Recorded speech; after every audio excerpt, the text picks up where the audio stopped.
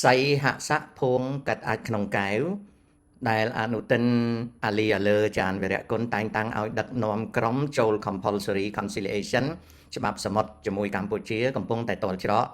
ហើយប្រឹងស្រែកដង្ហែហៅឲ្យខាងខ្មែរចរចាជាមួយវានៅពេលដែលវាកំពុងតែបារម្ភថាបើ compulsory conciliation តាមច្បាប់ UN ខ្លះដើរទៅមុខនឹងអូសក្បាលពួកអាកាពិអស់ហ្នឹងឡើង ITLOS ដែលជា International Tribunal for Law of the Sea ប្រឈមនឹងភាពកង្វល់នេះទើបអាស័យហសៈសម្ដីខែងតែភួងកាត់អាចក្នុងកែវកំពុងតែរកវិធីដើម្បីលបួងខ្មែរឲ្យចរចាជាមួយវាពន្យាពេលបង្កើតបញ្ហានិងចោទប្រកាន់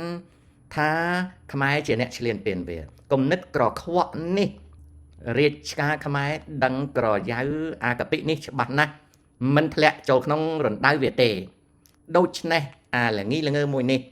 កំពុងតែវិលវល់នៅក្នុងកង្វល់នយោបាយជាអាយ៉ងពួកជាតិនិយមជ្រុលនៅស្រុកកាពិសាយ៉ាមកុក